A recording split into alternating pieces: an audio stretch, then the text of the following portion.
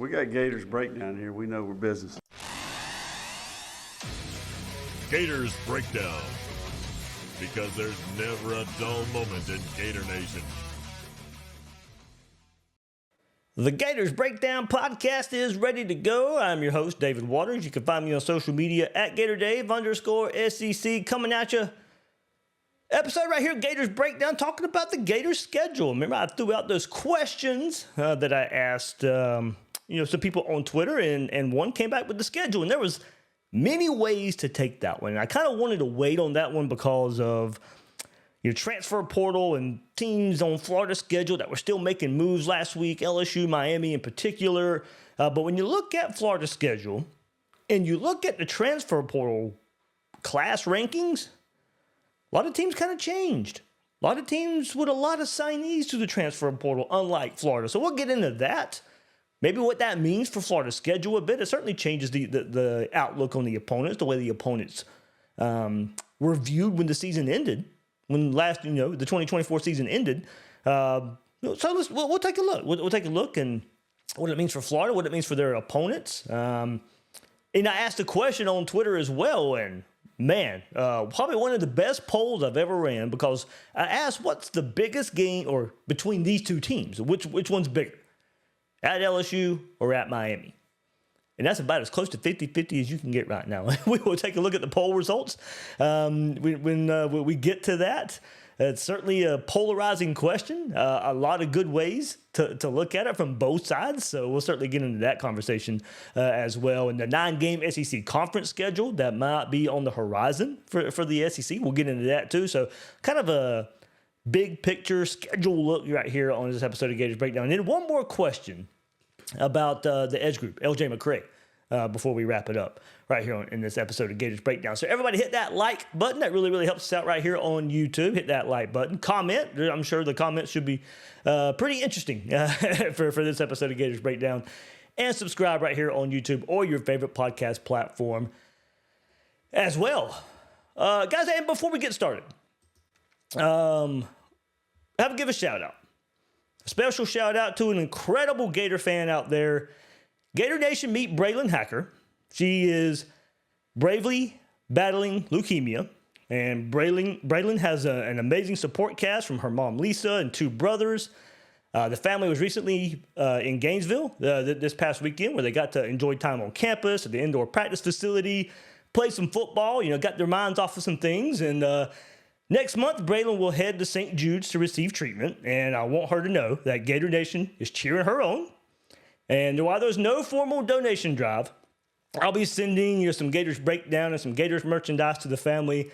So if anybody else wants to help out and of course, get their minds off of everything and help out a little Gator, you can support Braylon and her family. You can find her mom Lisa's Twitter X account on the screen at Braylon Strong. Hashtag Team Braylon as well. We'll get that going. Or you can email me at gatorsbreakdown@gmail.com for more information. So let's all, keep Braylon and her family in our thoughts and prayers as she goes through this journey. And hopefully all, of course, everything's A-okay when we get there. But Braylon, you're in Gator Nation's thoughts. And go beat this thing. Go beat this thing for sure. Let's keep it going. Everybody, if you want to keep the conversation going, go to Gators Breakdown Plus. Link is in the description. And extra episodes, the Discord chat, ad-free episodes as well. Conversation that was going on there today is the position group that worries us the most. That was the conversation that kind of dominated the Discord chat today. So you can get the link to the description there as well. And then, support me right here, gatorsbreakdownmerch.com. Some new summertime looks. Gatorsbreakdownmerch.com. Get your new look Gators Breakdown merch right there for, helping me out, support Gators Breakdown any way possible out there. But certainly a lot of things going on. We get into May, and we'll be, of course, counting down the days till football season. Preseason magazines will be out soon. The one we're all looking forward to. Will Miles reading reaction? Him and Nick Knudsen getting that preview magazine ready. That'll be there. So certainly a lot to look forward to. But thanks for hopping in, everybody. I see a couple of you guys in the chats. William Butler saying, Dave, what's up, man? Travis, what's up? Casual Carolina Fishing, we will get into it. He says, go Gators. Sounds like the schedule got harder after the portal. Yeah, we will get into that. Double Gator. An angle we'll get into here. Teams got better, or we'll have some chemistry issues. Of course, we've seen that throughout the transfer portal. Mark CM, LSU is going to be really good. And Mark CM, not sold on Miami. So we'll get into it right here on this episode of Gators Breakdown. So like I said, this was coming out of last week. That was the theme of that last week as well. I asked people coming out of spring football, what's your biggest questions about the football team? All that stuff coming out of spring practice, coming out of spring transfer portal. And of course, Florida could have, should have, would have made some more portal moves. We went down that rabbit hole, but it didn't. A lot of their opponents did. But it was Cobra Puma who, asked Cobra Puma Golf Florida. And when I asked about those questions, he just said, quote, the schedule. And like I said, it was a way I wanted to go anyway. But I wanted to take an interesting look at it because of the transfer portal. And this is something I wanted to, do after spring and just take a look at Florida's opponents after the spring transfer portal window. And look, everybody knows that. Hey, Lisa, thank you so much. She said, Braylon says, thank you so much. All right, there we go. Thanks, guys, for checking us out. But as I said, thoughts and prayers with you guys. And go beat this thing. Go beat this thing for real. So we get back here, and, while I'm a believer in Stars Matter, everybody knows that if you follow Gators Breakdown long enough. And rankings at the high school level and the high school recruiting level. I'm not sold they mean as much in the transfer portal rankings. There's a lot of questions in there. How to re-rank a player that's in the portal. How do you weigh production with years remaining and their original high school ranking? And because, we're seeing guys hop into the portal after 1 year, after 2 years. So, their high school profile probably means a little something, but not as much as it did when they were going through. I mean, look, we saw it last year with a couple of, signees that Florida had. DeAndre Robinson at the time, now he's no longer here after a year at Florida, but Grimsley as well, guys that never even played a down, were only days or only a few weeks removed from being a high school recruit. They are already in the transfer portal, and their worth is already not what it was. So they're still trying to figure out the transfer portal formula. And look, it's not the end-all be-all, just like high school rankings aren't. But given there's a lot more history through high school rankings, and we've seen that translate a good bit. Transfer portal, and still iffy. Still iffy. It's made some schools, some schools like Ole Miss have to do it because of their high school recruiting. We'll get into them in just a second too, but a school like them, they're not going to recruit at the level a Florida can, a Georgia, and Alabama, Ohio State, Clemson. They're just not.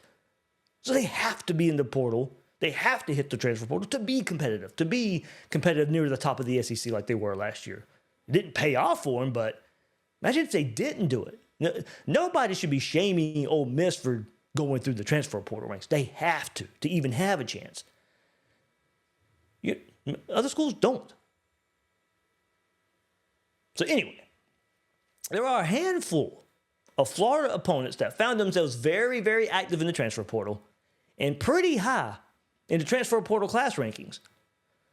And, that's why it's so hard to look at previous year results and how they translate to the season that's coming up. It used to be you graduate players, you bring in freshmen. Now you lose players, you bring players in the transfer portal, you lose players in the portal, bring players in the transfer portal. So all this roster movement makes it hard to know which programs will be fortunate in putting so many new pieces together and how it'll work out. How many do so well? How many fail? So you go look at the 24/7 Sports transfer portal class rankings, and there are 6 teams in the top 11 that Florida will face in 2025. This is just the transfer portal rankings. We already know, you look at Florida's schedule and you look at just normal high school, Texas is going to be on there. Georgia's going to be on there. LSU is going to be on there. Texas A&M, in recent years. Tennessee hovering around the same spots. Florida. That's just what it's looked like in recent years. But you look at the transfer portal rankings. 6 of the top 11 in the transfer portal class rankings Florida will face in 2025. So this team, what the first thing that tells you is those teams are going to look different. Number 1 is LSU with 18 portal gets. So LSU, a program that already recruits really well, not elite, but really, really well, really good, hits the portal really hard for 18 players. Now, a lot of this also goes into numbers. The more portal players you get, the higher you're going to be. Just how it plays. And you'll see that bear out here in just a second. But number 1 is LSU with 18 portal gets. So a program that can recruit really well, that has recruited really well, and really attacking the transfer portal here. They haven't had the results they wanted to on defense in the last few years. They had to do it for wide receiver. We'll get into that. Number 2, let's just stick to Florida schedule. So we got to go to number 3. So 2 in the top 3 here. Number 3 is Miami with 19 players. Number 1, LSU with 18. Miami at number 3 with 19 players. Ole Miss is ranked 4th with 29 portal acquisitions. Florida State comes in at number 6 with 23 transfer portal commits. Kentucky number 10 with 26 commits. Texas A&M is 11th with 14. I mean, talk about not knowing what a team is going to look like. Miami pretty high with 19, but similar to LSU, have recruited pretty well and still finding the need to hit the transfer portal. Ole Miss, I just talked about them just a second ago, and you kind of know why they have to do it. 29 portal acquisitions for a team that was living and dying by the portal last year. And they had to. But we know all the defensive talent that they lost through the transfer portal, or through past year's team. A lot of that was transfer portal gets. They had to do it again. Florida State, number 6 with 23 commits. What does it mean for them? We've seen the highs, we've seen the lows, but a team that's coming off the kind of season they had, and now they got 20. They don't have a choice. That's the thing about it. When you look at Florida State, they don't have a choice but to attack this way. Their high school recruiting under Mike Norvell is nowhere near it should be for a Florida State program. And they have to hit the transfer portal to get some bodies on the team. 23 commits. Kentucky, 26. Texas A&M, 14. So there you go. As I said, 6 in the top 11 of the 24/7 sports transfer portal class rankings are Florida opponents. You go look at LSU. We'll dive into these teams a little bit. They're going to look a lot different, on defense especially. Patrick Payton, Florida State. Jack Pyburn, of course, from Florida. Those guys are at edge. Nick Anderson at wide receiver from Oklahoma. I mean, those are guys that, Nick Anderson was hurt last year, but Patrick Payton played a lot for Florida State. Jack Pyburn played a lot for Florida. Nick Anderson was a great freshman receiver a couple years ago. They got Barry and Brown, a wide receiver from Kentucky. Barry and Brown was wasted talent at Kentucky with their quarterback issues. Pairing him with Nussmeier, probably a pretty good combo. You can see why he made the move. 2 offensive linemen from a group that was depleted. Now, that's the position you look at for LSU. Offensive line last year really let them down. They had to hit the transfer portal for offensive linemen. That group was depleted. So how is that? That's a stark contrast from Florida. Brings back 4 or 5, brings back a lot of continuity. LSU does not. They had to hit the transfer portal to update their talent profile there. Former Gator Jakeem Jackson at LSU at corner. 12 4-stars and 5 3-stars make up 17 of the 18 for LSU. Miami, of course, headlined by Carson Beck, coming from Georgia. Zechariah Poyser, who we profile, I would like to have him at Florida. Just because he went to Miami, I'm not going to pretend he's not a good player. I don't want him anymore. Zechariah Poyser, the safety. I really liked him. Jacksonville State. He ended up at Miami. 9 4-stars for Miami. 9 3-stars out of their 19 portal players. Ole Miss, 10 4-stars. 19 3-stars out of the portal. So I think when you look at this, and it's going to work for some teams, and then it's going to blow up in the face of others. Florida State's just the perfect example. We've seen at both ends of the spectrum from them. They have lived and died by the portal under Mike Norvell. But it's certainly made some teams better. I do think LSU and Miami are better for it. I'm not saying they're better enough to beat Florida. We got plenty of time for that. But LSU attacked their weak spots for their team with good plug-and-play players. And Miami, remember what we were saying about Emory Williams at quarterback when Cam Ward wasn't playing? We weren't worried about him at all. Now, Carson Beck comes in and will make them a good team. I still don't think it's a team Florida should be losing to. I'll go ahead and put a prediction out there for that this year. Florida should not lose to Miami.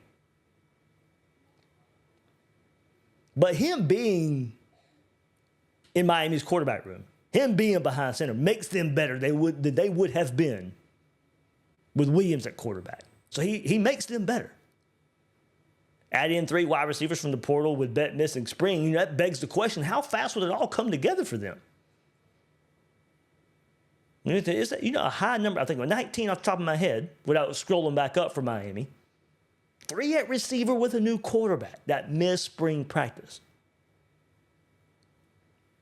It really begs the question, how is it going? What's the chemistry like? How fast does it all come together? It can come together fast, and we may not even notice it. But here's the thing about that, and we'll get into it here in just a second. LSU's number 1, Miami's number 3 in these transfer portal class rankings. It makes their teams better for sure. But when we talk about chemistry, when we talk about relating that talent to your roster and putting it out there ready for games, Florida plays those teams early in the season. What does that mean for the timeline of how fast, how fast does all that cohesion come about? Does Florida catch a break by playing these teams earlier in the season? Does it take a while for those new faces to gel? I don't know if we'll really ever know that, but I think it should be in the back of our heads a bit. Are LSU and Miami teams that get better along the way? LSU's got Clemson game 1, Florida game 3. They need that to gel right away. Miami, Notre Dame, and Florida in the first few weeks of the season. They need it to gel right away. But for a team like Florida who brings back so much continuity, the chemistry's there. I was on Bill King's show on Tuesday morning talking about strong up the middle with DJ Lagway and Jake Slaughter and the running back group. There's a lot coming back, a lot of guys that played together last year. LSU can't say the same. Miami can't say the same. Will it pay off for Florida that these teams had to hit the transfer portal so hard that Florida plays them early in the season? We'll get into more on that in just a second. But how much does it change Florida's schedule? I think LSU I still think they're going to be tougher than they would have been if they just lackadaisically hit the transfer portal. They got better. They got better pieces. They're better because of the portal. Say Miami too, but go to the other opposite. Go to the other end of this. We're talking about teams that got better. What about teams that got worse? Let's not forget about Tennessee losing Nico Iamaleava. While I wasn't really high on him for 2025, I still think he put them in a better situation than they're in now.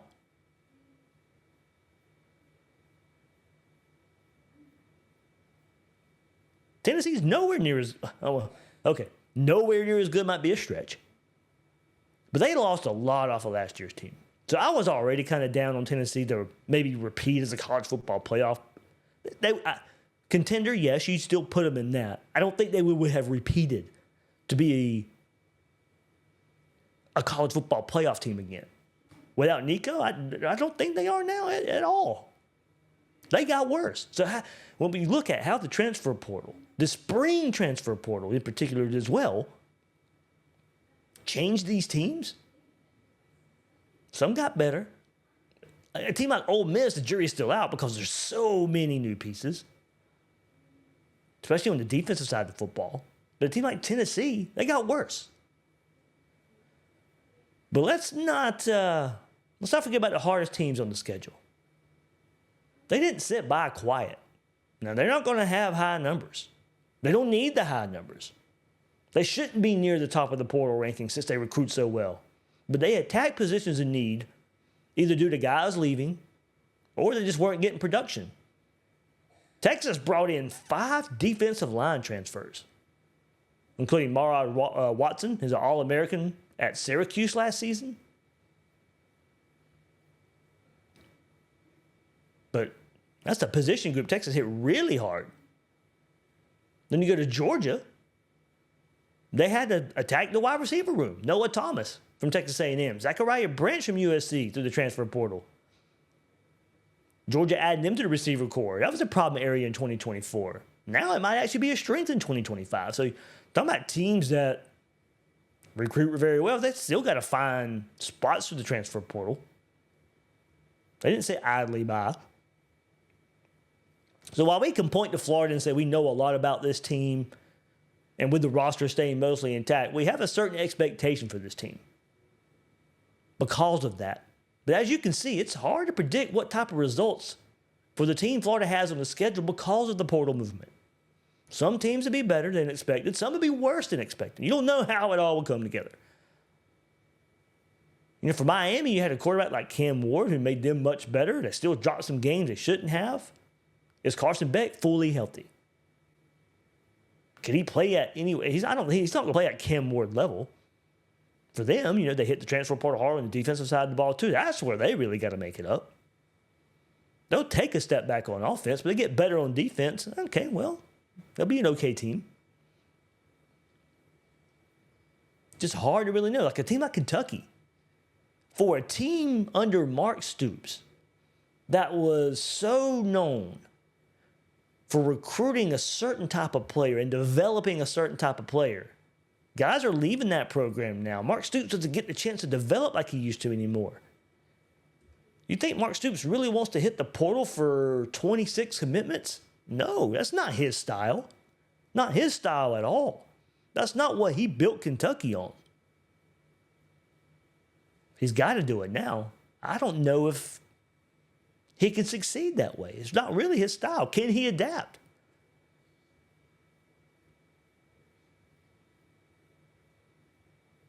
So it's interesting when you look at the top of the portal rankings. What for LSU and Miami, they're better. To what degree? For LSU, does it put them into that next tier of a championship level team? I think you could say the same for Miami, but nobody's going to be picking Miami to replicate what many thought they were after they beat Florida last year. You know, kind of Clemson's a runaway favorite right now in the ACC. But there's a lot of talk about LSU because of what they've done in the portal that puts them in that title conversation now. You see some early polls in their top 10. The portal certainly helped, or you would think the portal helped LSU. There's still some question about others. LSU had to do it, but the question will remain, how much does it help them? Florida State the same way with 23. Are they going to be a roller coaster because of the portal? That's something, you know, can Mike Norvell put it together fast enough to where, all right, we had to hit the portal again. This time it worked. Because if you have to continually hit the portal like they have been doing, is it you hit lightning in a bottle to begin with and you can't replicate it? Or is it going to be a roller coaster? Is it you're going to have some success, you're going to have those dips, and then because you have to go to the portal again, maybe you rise back up? I'll keep going back. High school recruiting is still where it's at, ultimately.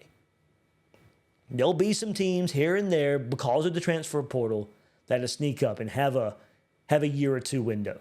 But we're talking about consistency here. And I still think that leans itself into high school recruiting. And fill in with a portal where you need to. For Florida, it was a end of 2024 season. It was a concerted effort to keep the roster intact as much as possible, especially in the trenches. Didn't leave a lot of room on the roster for attacking the transfer portal. We'll see what it means. We'll see what it means for continuity and chemistry for a team that hasn't recruited as well as Georgia, Alabama, Texas, Ohio State. But does continuity and chemistry make it an equalizer? That's why the season's so fascinating for Florida. You saw, we just went through how many teams had to attack the transfer portal to get a team where they want it to be. So that's one angle to it. And the other angle to it is because of the chemistry, because of the continuity, the Florida closed the gap on the elite programs out there. That's why this 2025 schedule is so fascinating.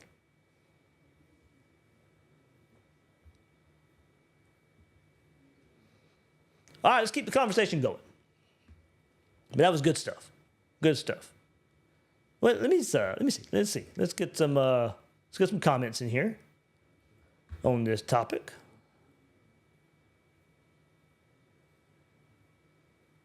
Kind of casual Carolina fishing, going to the point there. I don't think we had the vacant scholarships, but it doesn't change the fact that we didn't get a whole lot better in the portal like other teams did.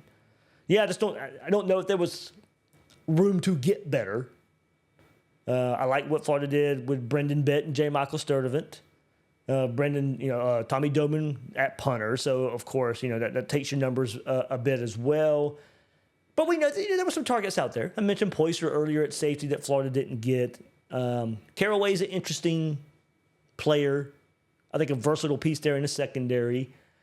How much can Florida rely on him? But there were some defensive tackle misses as well. Before it ended up getting Brendan Bett, but Keyshawn Silver, Hero Canoe, they ended up going to Texas there. So we saw the action that was there, but it was the same positions. But as you said, just not really room for it all. Gator Swag 24/7. The schedule really isn't that hard if we play Gator football. But I don't want to say that because I don't want to give Florida credit for if you're, quote unquote Gator football. At minimum this year because of that schedule is 10-2. If we want to say what we consider the best of Gator football, with this schedule it's 10-2 at worst. I don't want to, take away credit by saying the schedule wasn't that hard if Florida ends up going 10-2 or better. I'll say, no, Florida earned it. That was a tough schedule and still found a way to go 10-2.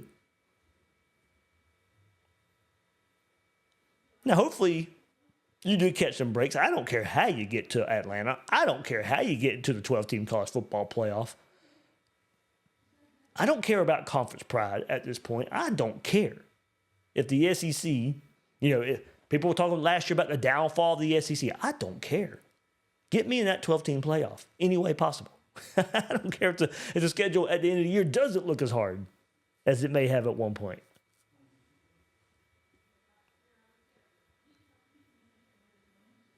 Yeah, casual Carolina fishing. That was kind of my angle to it. He says, I suppose we could look at it as a sign those other teams weren't very good the way they were. Yeah, like if LSU didn't attack the transfer portal, they're not talked about in the same light as we're talking about them now as a team that can fight for an SEC championship, a team that can fight for a college football playoff spot. Miami has said the same way. They would be worse if they had just said, we're going to stick with Emory Williams at quarterback. They know they couldn't do that. That's why they had to go get Carson Beck. Jason Colson says, love your content. I'm listening while delivering my mail in a UPS truck. Thank you, Jesse.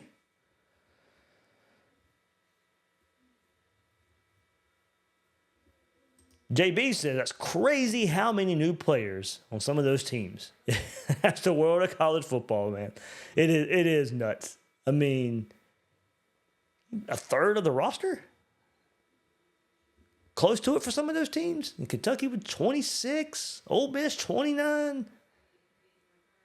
I mean, even for a team, like really, for LSU at 18 and Miami with 19, still surprising with how they've recruited.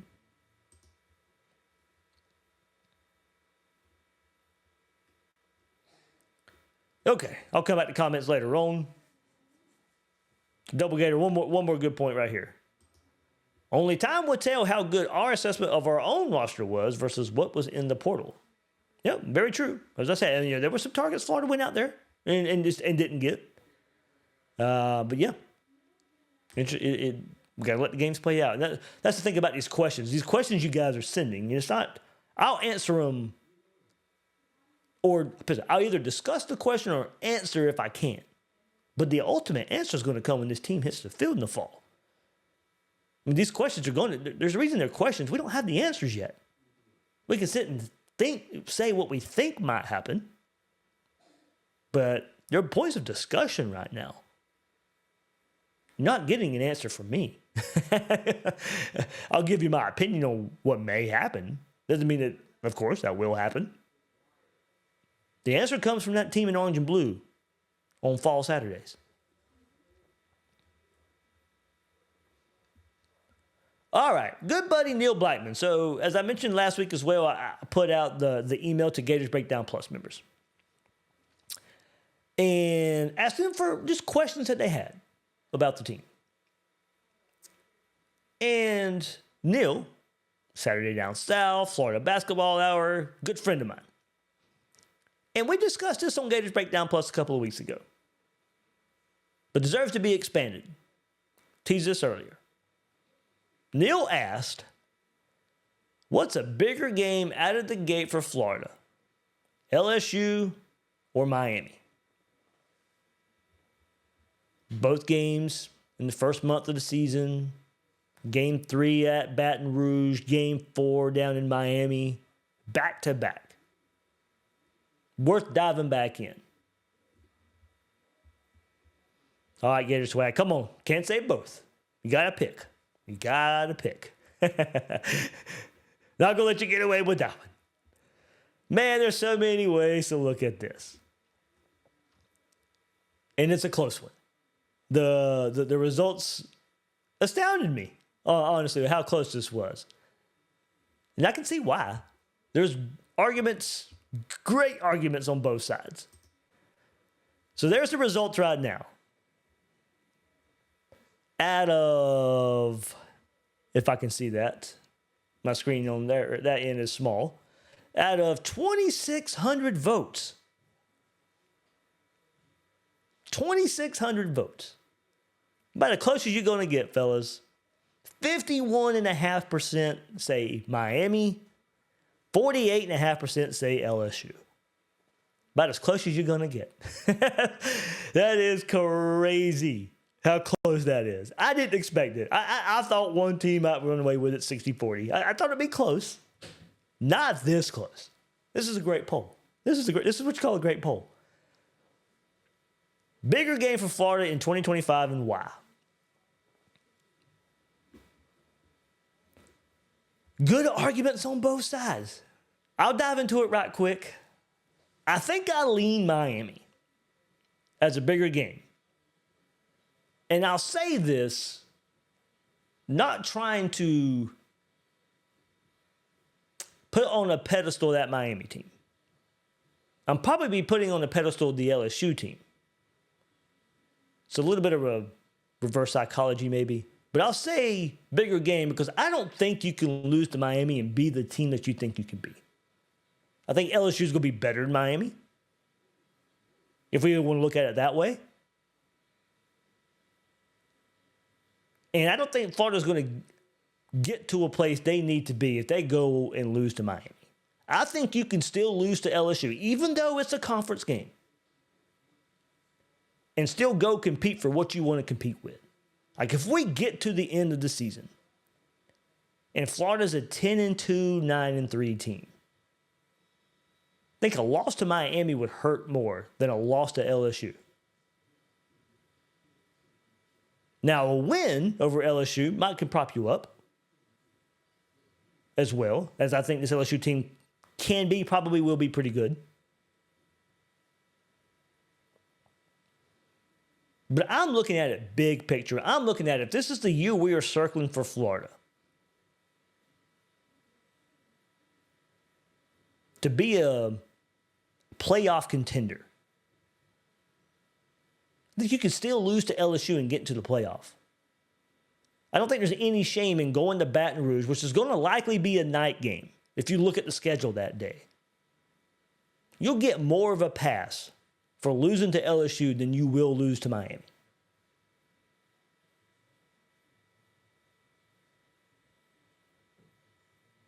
Now, if you lose to LSU, you got to bounce back and beat Miami. A win over Miami, a little bit of revenge from last year. Means a little bit more in recruiting in the state. A little more. NIL changes things like that, but it's, you still get a little bit, state bragging rights, and it kind of helps you.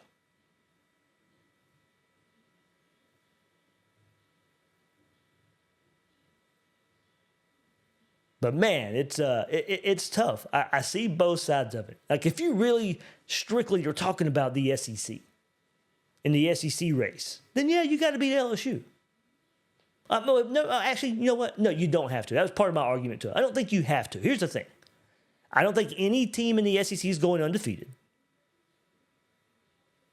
I don't think Florida's going undefeated in the SEC. So you can afford a loss in the SEC. Now, don't worry, it'd be tough. Besides LSU, you have Texas. You have Georgia, Ole Miss, Tennessee, Texas A&M. So lose to LSU, and at best, you could probably only lose one more if your goal is to get to Atlanta. But even that changes. Like, conference wins aren't what they used to be. Don't get me wrong. I'd still want to be in Atlanta. I'd still love to be in the SEC championship game. But it's not a must to get to the playoff. It's not a must to get to the postseason. This expanded college football playoff has, like I said, ruined the do-or-die attitude that you used to have about getting to Atlanta and getting to the playoff. You don't have to have it anymore.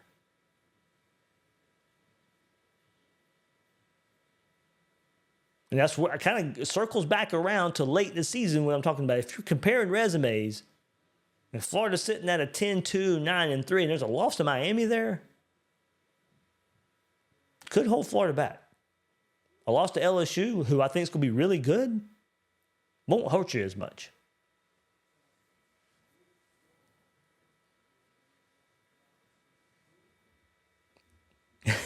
Casual Carolina says, LSU ain't better than Texas or Georgia. If we want to get to the playoff, we can't afford to lose to LSU or Miami, truth be told. Dave gave us a no-win poll. Hey, you don't even have to look at it that way, though. You can look at it in any way you want to. And many people looked at it as, SEC championship. Many looked at it as recruiting. Many looked at it as bragging rights. I chose to look at it as big picture. And looking at it big picture, I think you can afford a loss to LSU more than you can Miami.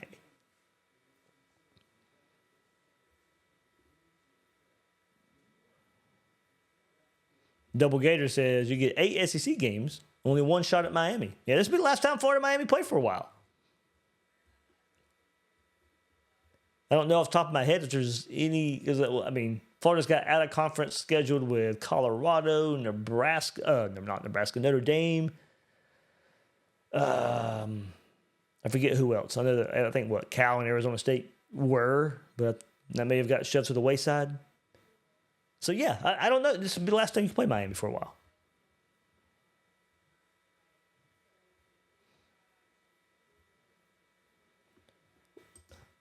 Interesting angle, and I thought about this too. The Best Savage says, just my opinion, even if we drop to LSU, if we go take care of Miami, the crowd will be electric versus Texas. We lose to Miami and LSU, and that crowd ain't going to be where we need it. Right. It'll still be a big crowd. We've seen it the last few years throughout Napier when, team not winning, crowd's still there. But you're right. You're going to have to win one of LSU or Miami for that Texas crowd for that game versus Texas, and that crowd in the swamp to be electric as it can be. Now, you could lose those two games, and it'll be up to the team to get the crowd into the game at some point against Texas. But if you want that crowd loud from the start and you want the trash talk all week and you want the game hype all week that kind of builds towards that big crowd that's just loud from the first snap of the game, you're going to need Florida to do something before that Texas game. And especially when there's a bye week too. So yeah, you're gonna need something to a proof of performance before that Texas game to get the crowd fully into that Texas game. Alvaro Ordonez, we cannot lose to Miami, period.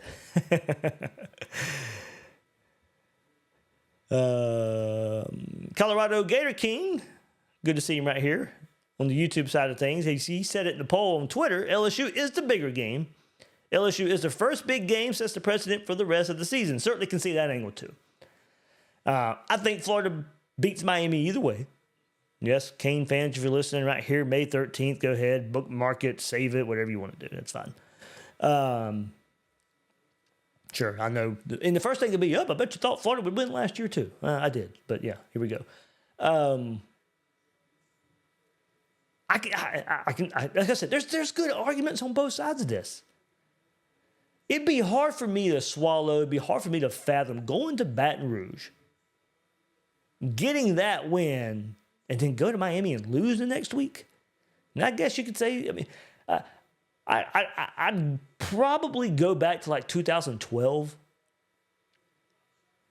when Florida played Texas A&M in Texas A&M's first SEC game, went on the road. Johnny Manziel's first game, first SEC game. We had the first half of the emergence of Johnny Manziel. Florida shuts him down in the second half. Florida gets a big road win against Texas, a really good Texas A&M team that it turned out to be. Then Florida had to go on the road the next week to Knoxville. And it's still early enough in the season where, who was it? I forget, Tyler Bray at quarterback and Derek Dooley, they're leading Tennessee in a big game in Knoxville. Florida has to go on the road 2 weeks in a row at Texas A&M, in Knoxville, and Florida goes and gets two big early season wins. And I think that game against Texas A&M gave that team a little bit of confidence to go and win in Knoxville the very next week.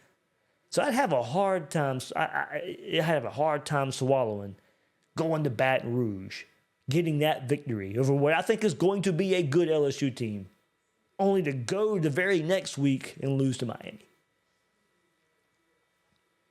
So I think you're right. It can be that LSU game can set the precedent. Also, what does LSU look like? The Battle of Death Valley, week 1 against Clemson, at Clemson. We know Brian Kelly in the first games of the season has been a complete failure. Losing to Florida State, losing to USC. He could not get that big first win of the season, the first game of the season. So what does LSU look like a couple of weeks later? How desperate are they going to be when Florida comes to Death Valley?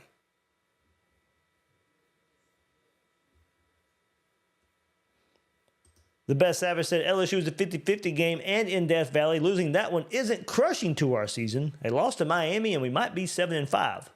That's kind of where I lean to. If Florida loses to Miami, Florida's not as good as we thought they would be. That would be my prediction. Is it possible Florida could lose to Miami and still go do some good things? Sure it is. But if you tell me right here, mid-May, Florida loses to Miami, and then Florida's not going to Atlanta, and Florida won't be in the college football playoff. That would be my prediction. I find that hard to believe that would happen. I do think you can lose to LSU and still find your way in Atlanta somehow. Still find yourself in a 12-team college football playoff.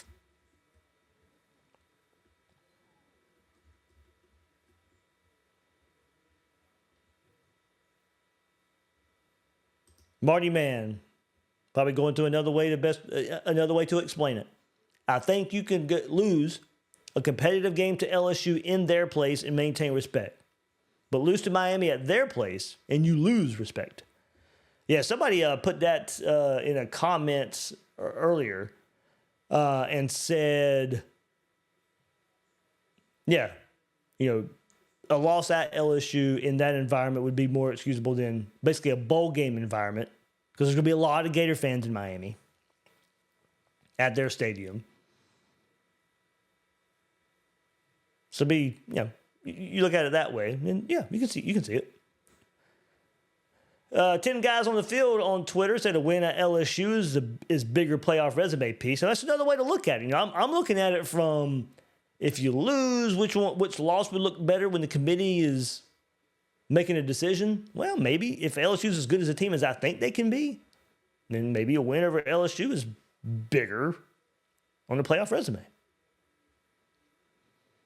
But as I said, you could spin it around and also say a loss wouldn't hurt as much either. So just different ways to look at it. Flagship of Florida says, don't want to start off 0-1 in conference play. LSU's a bigger rival than Miami. Miami is one of the big three, says Joe Smith. LSU is my number 4 rival, and it isn't in-state. Florida versus Miami feels like a rivalry, plus conference bragging rights, plus revenge tour all at once. I'm assuming you mean conference bragging rights means like SEC versus ACC, because it wouldn't be conference bragging rights. But okay, yeah, I think that's what you mean, Joe. Now, after me reading it out loud. American Gators says LSU is rivalry. LSU is actually a tough place to play. LSU is a better quality win.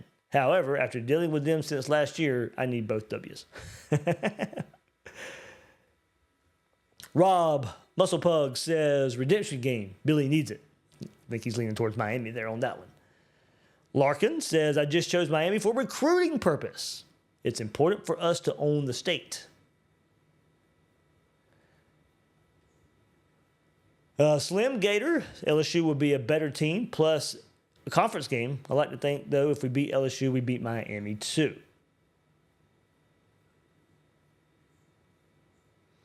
Kevin Harris, good seeing him on Twitter. He says LSU, a conference game, respected road venue, intensity in the rivalry, my favorite game of the year.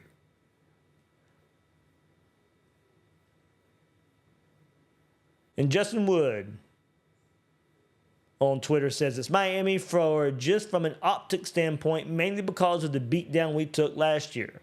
Not to talk both sides of the mouth, but probably more important to win conference games. So as I said, it's a good one. It's a good one. With these games being back-to-back, I think it's a good, I didn't want to say like LSU or Georgia. LSU's early in the season, Georgia's midseason. Or LSU or FSU or anything like that. These games being back-to-back, these games being early in the season, I mean, you can see people are having a hard time not really a hard time choosing, but one side is having a hard time pulling away from the other. Got some good stuff there. If you guys want to see a lot of the comments, go follow it on Twitter. You can find the poll. There's like an hour left as we're recording right here of the poll, but a lot of good engagement there. Thank you guys so much for the comments. They're trying to put some good polls and questions up there on Twitter, and you guys are responding. Another one that I put up there, which one player do you want to see most next year? I think that's how I asked it. But kind of, basically just, which player do you want to see more out of? I think that's the way I put it. So it could be, good thing. Like, do you want to see just DJ Lagway more? Like, is it a player you expected more out of last year, but you didn't, so you want to see more out of him this year? That's kind of the way I was going with the question.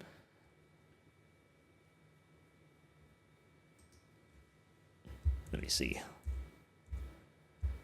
Okay, how did I ask that question? But yeah, you guys can go respond to that one too.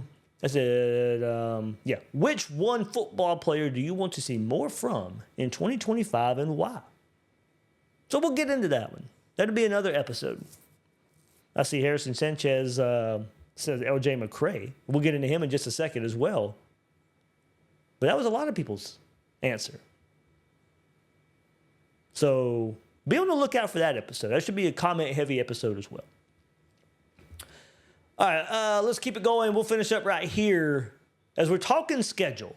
And this is 2025 schedule, but what will it look like in the future? there's a lot of talk about a 9-game SEC schedule once again. That's because The Athletic reports that ESPN is now trying to tempt the SEC into adding a 9th conference game. Quote, there is no formal offer yet, the sources added, and the exact amount of the increase still needs to be fully negotiated, says Seth Emerson of The Athletic. But the sources said the additional money would likely be in the range of $50 to $80 million annually on top of the current deal, in which ESPN pays the conference $811 million per year to broadcast its sporting events. So already at $811 million per year, add $50 to $80 million to that for just one more conference game. It's about inventory. ESPN wants to sell another conference game. If the conference does indeed make the change, then a 9-game conference schedule could come as early as the 2026 season.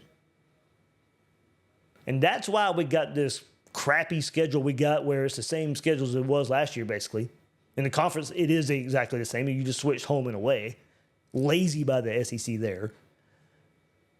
But in 2026, it could change. And that's kind of why they just took the lazy way out and said, all right, 2024 and 2025 is going to be the exact same schedule. But here's the thing. The decision will likely not come until after the future of the college football playoff is decided. And that being whether to expand the field again or not. Expand the college football playoff following this coming season. If the field does expand from 12 to 14 or even 16, then the SEC could very well use that move to go to a 9-game conference schedule as long as they get what they want. For a 16-team bracket, it includes 4 automatic bids for each of the SEC and Big Ten. And that's according to Yahoo's Ross Dellinger.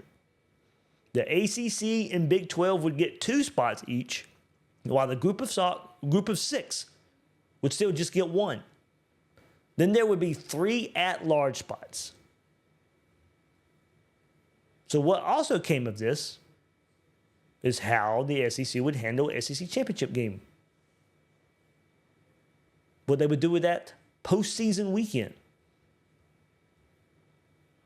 But a lot of this stems from expanding the college football playoff and getting those automatic qualifier spots. The SEC is not going to add another conference game, add another loss, and add another potential loss to a conference team and get penalized for it without having the automatic qualifier to fall back on. That ain't going to happen. The SEC, Big Ten, or the SEC and Big Ten running this sport right now, for better or for worse, you can best bet the SEC ain't going 9 conference games. And that money screams a lot now. They could do it just because of the money. But I don't think it's going to happen unless they get those automatic qualifier spots. So the SEC championship game, that may go away as we know it that weekend. If the SEC gets their way and gets those automatic qualifiers and then move to 9 games, certainly likely. And it could signal a change in the format of conference championship weekend. It could essentially become a play-in weekend. The format that's been floated out there would be your first place and your second place SEC teams at the end of the season will get 2 of the auto bid spots and would not take part in that weekend. They're in, they're good to go, they get rested. But to keep interest and stakes in conference postseason games, there'd be 2 of them. The 3rd team in the standings would play the number 6 team, and the 4th place team would play the 5th place team. And the winner of those 2 games get the last 2 auto bids for the conference. And then the losers of those games have to hope to get an at-large bid.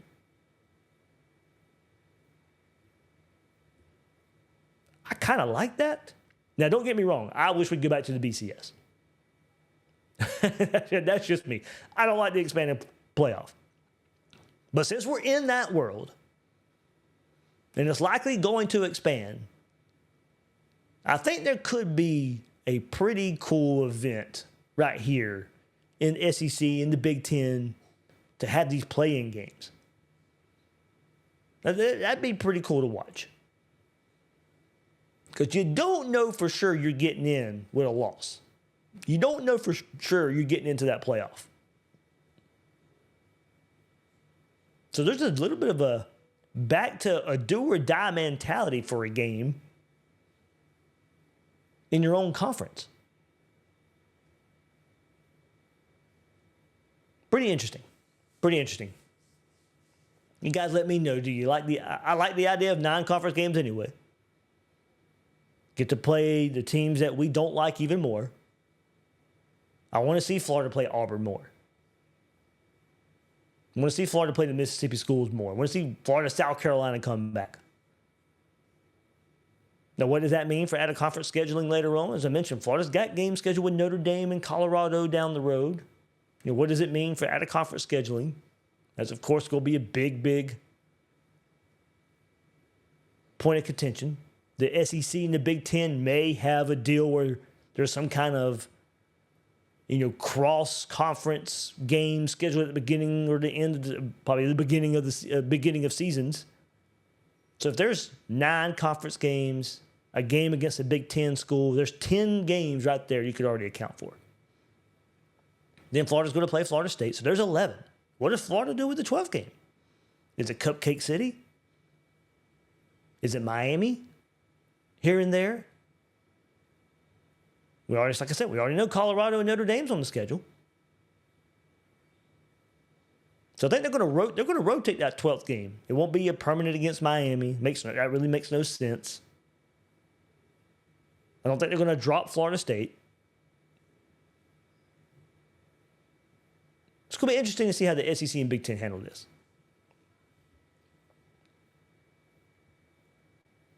The Best Savage says, if we're going to do 9 conference games, we need 3 cupcake opponents. I hate to say it, but that's how it needs to be.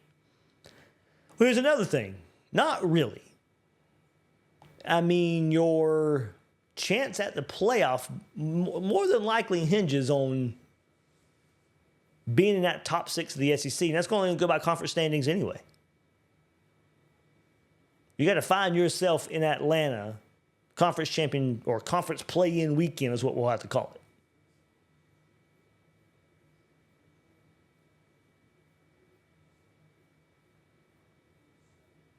So then that lets you play those bigger games.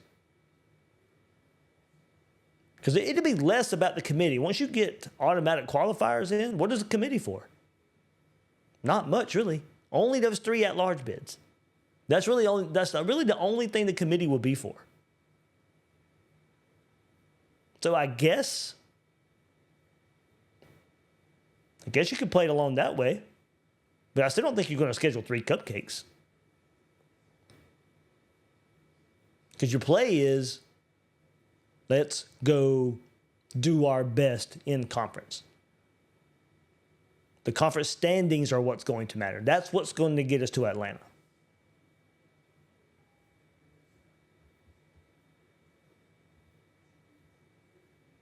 Good point. He continues the conversation. I agree, but you can't just look at standings. Think about players' health, 9 SEC games, plus 2-3 more Power 5 opponents. My goodness, no one will have a healthy team. Well, that's the thing. Now, everybody's going to have to do it. I mean, you're right about that. Like, Florida doesn't need to be playing Notre Dame, Ohio State, and Florida State in its 3 out-of-conference games. While Alabama or Auburn are playing the Citadel and Maryland and name another team. Troy. Yeah, that can't happen. There's going to have to be, and that's what kind of stinks about it right now, is there's so much schedule inequality that's out there right now that you can't have that happen.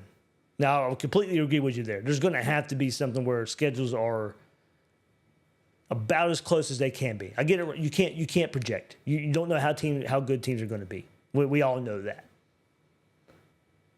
But historically, and that's kind of how they've broken it up in the SEC a bit, there are tiers.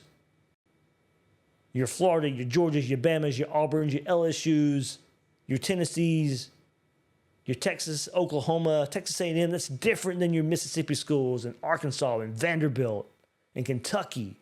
It's just different. There are levels to it.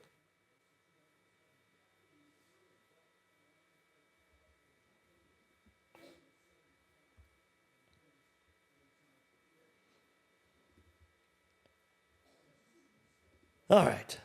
One more topic to get on right here. I might have to sign. I'll probably save this one. Let me get into it. I'll go ahead and do it. I teased it, so I might as well get into it. Ariel Cole. This was on Twitter too. Asked if LJ McCray is going to be the monster we expected when he signed. I love what I saw, but I've heard very little on his progress this offseason. Is he ready? That came from Ariel Cole. So going back to it, I also asked on Twitter this week, the one player you want to see more from this season, and McCray came up a lot, as he did in the chat here as well. It definitely deserves to be a question as a player that comes in with all the accolades that you expect to be a star, but it doesn't always happen right away. Definitely don't want to judge too much based off of his, first season alone. But it's going to be interesting to track for sure because of the high-profile 5-star recruit that he was. So Astor, we got to remember, played primarily the F position as a freshman at that edge spot, and now getting moved to the jack outside linebacker spot. So it'll change a little bit of change of position for him. He played in all 13 games last season, 13 tackles, 3 of them solo, 1 tackle for loss, half a sack. Despite having pretty much a rotational role, he was tied for second on the team with 5 quarterback hurries. Let's go back to what Ron Roberts had to say this past spring. LJ is an impact player. He's extremely talented. How can we get the best guys on the field in the spots? And a lot of that jack, a lot of that 4-down stuff was doing the same thing he was doing at F. They're basically the same position. There are some drop things he's got to get used to and get reps of doing that. But when you put him on a tight end and things like that, he is a physical mismatch.